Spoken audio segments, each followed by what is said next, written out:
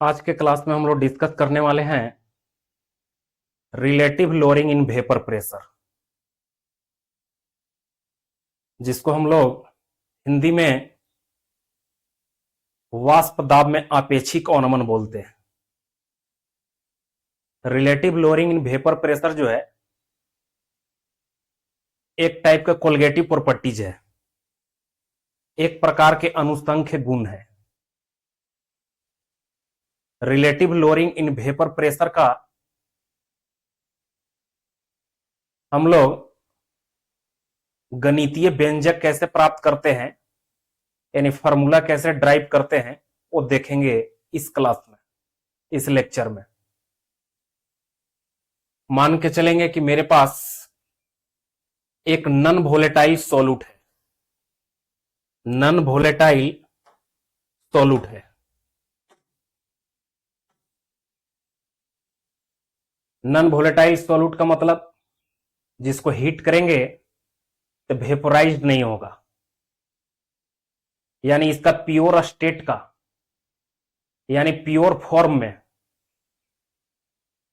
जब इसको हीट कीजिएगा तो प्योर स्टेट का वेपर प्रेशर का वैल्यू जो होगा वो 0 हो जाएगा। प्योर स्टेट के वेपर प्रेशर को हम लोग सॉल्यूट के लिए पी नोट ए के द्वारा रिप्रेजेंट करके चल रहे हैं, जिसका वैल्यू कितना हो गया, 0 हो गया।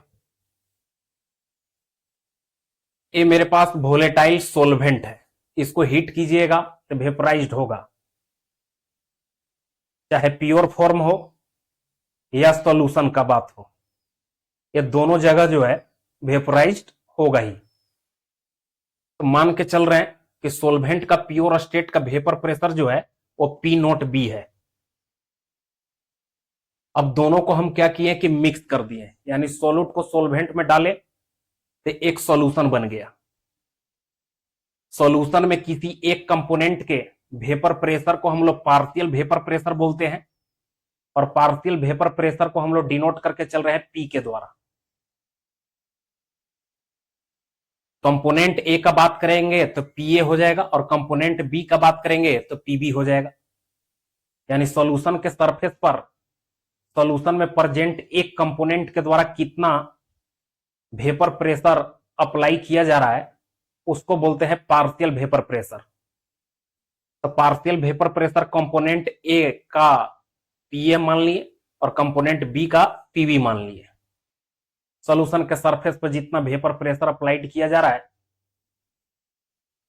Bye one component by a component is called partial vapour pressure. तो partial vapour pressure component A का पीए मान के चल रहे हैं और कंपोनेंट बी का कितना, पीबी। और सॉल्यूशन का टोटल वेपर प्रेशर कितना होता है, तो सॉल्यूशन में प्रेजेंट दोनों कंपोनेंट के पार्शियल वेपर प्रेशर के सम का इक्वल होता है, यानी पीए प्लस पीबी का सॉल्यूशन का उतना ही वेपर प्रेशर होगा जितना कि उसमें प्रेजेंट दोनों कंपोनेंट का पार्शियल वेपर प्रेशर का सम होगा। राउल्ट लॉ के अकॉर्डिंग पार्शियल वेपर प्रेशर जो होगा कंपोनेंट ए का कितना हो जाएगा, तो P naught A into X से, और कंपोनेंट बी का कितना हो जाएगा, तो P naught B into X B. X क्या है यहां पर, तो मोल फ्रैक्शन है। जिस कंपोनेंट का पार्शियल वेपर प्रेशर निकालने जाएंगे उस कंपोनेंट का सॉल्यूशन में कितना मोल फ्रैक्शन है वो देख लेंगे।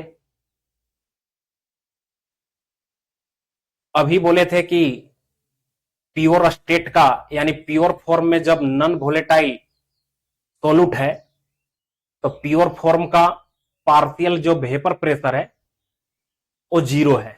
तो पी नोट ए की जगह कितना रखेंगे, 0।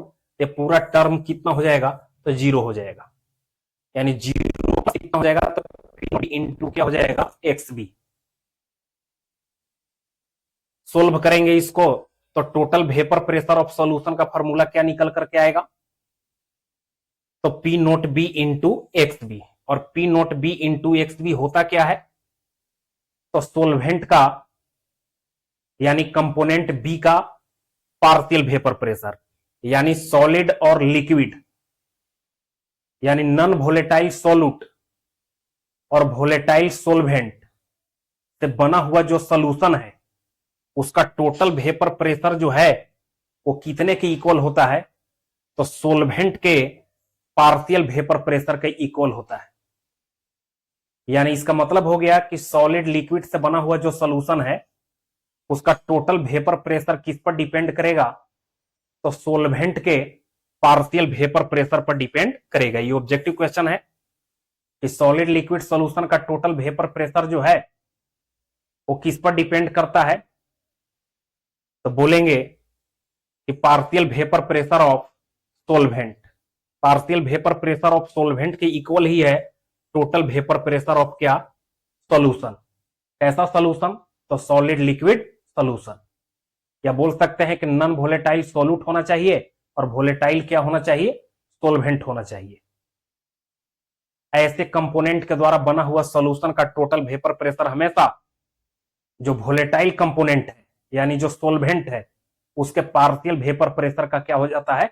इक्वल हो जाता है। यानी पीएस का वैल्यू इतना हो जाएगा।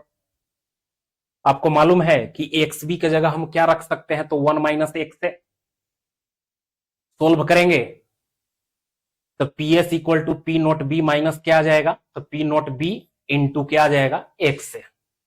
थोड़ा और इसको समराइज करके लिखेंगे तो P naught B minus P S बट्टा P naught B equal to क्या हो जाएगा? एक्स से। एक्स से यहां पर क्या है? तो mole fraction of non volatile component यानी सॉलिड। सॉलिड जो होता है नॉन वोलेटाइल होता है जनरली।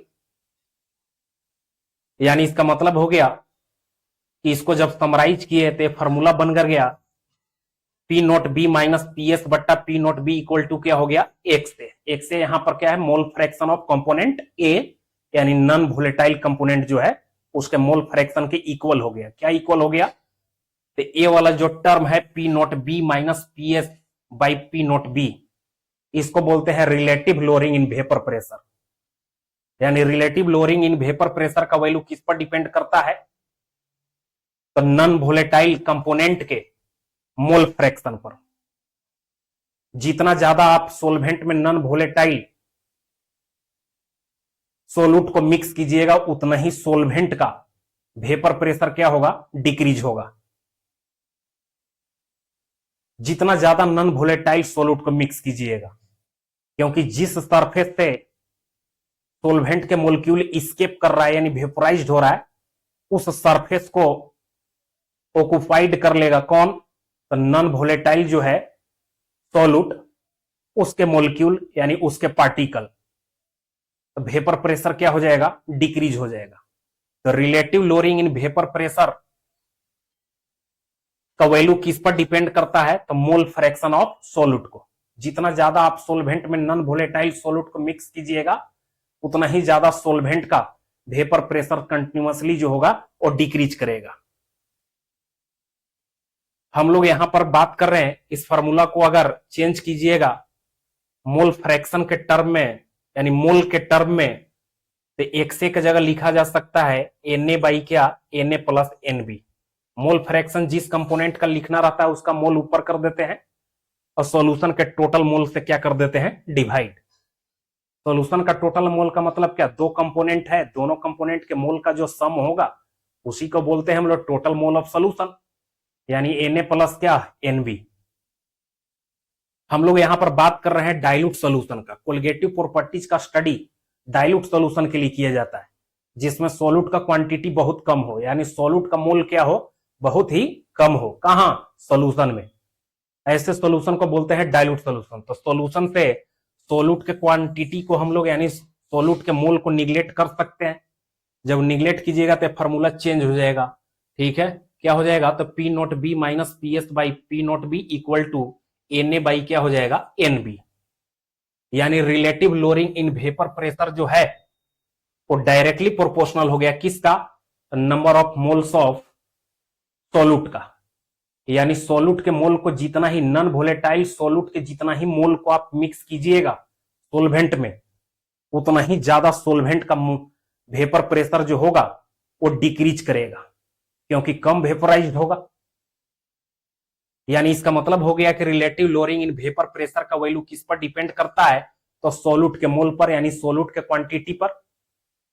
और हम लोग जानते हैं कि सॉल्यूशन का वह प्रॉपर्टीज जिसका वैल्यू डिपेंड करता हो सॉल्यूट के क्वांटिटी पर, यानी सॉल्यूट के मोल पर, उसको हम लोग बोलते हैं कोलिगेटिव प्रॉपर्टीज। यानी इस फार्मूला से हम लोग साबित कर चुके हैं, प्रूव कर चुके हैं कि relative lowering in vapour pressure जो है वो एक टाइप का क्या है, तो कोलिगेटिव प्रॉपर्टीज है। ये आपको 12th क्लास में जो है क्वेश्चन पूछा जाता है कि relative lowering in vapour pressure जो है एक कोलिगेटिव प्रॉपर्टीज है, कैसे। तो आपको यहां तक फार्मूला को ड्राइव करके ले आना है, यानी दिखाना है कि relative lowering in vapour pressure का जो वैल्यू होता है वो डिपेंड करता है सोल्यूट के क्वांटिटी पर, यानी सोल्यूट के मोल पर। और जो प्रॉपर्टीज सॉल्यूशन से रिलेटेड सोल्यूट के मोल पर डिपेंड करता है, सोल्यूट के क्वांटिटी पर डिपेंड करता है, उसको बोलते हैं हम लोग कोलिगेटिव प्रॉपर्टीज। यहां पर ये जो सोल्यूट है वो नॉन वोलेटाइल है, यानी प्योर स्टेट का इसका वेपर प्रेशर का वैल्यू जो होगा वो कितना हो जाएगा, 0। और इस फार्मूला को बढ़ा करके यहां तक आपको ले आना है। इससे पहले वाले लेक्चर में हम फिजिकल केमिस्ट्री का कुछ गेस्ट क्वेश्चन जो है अपलोड किए हैं, देखने का कोशिश करेंगे।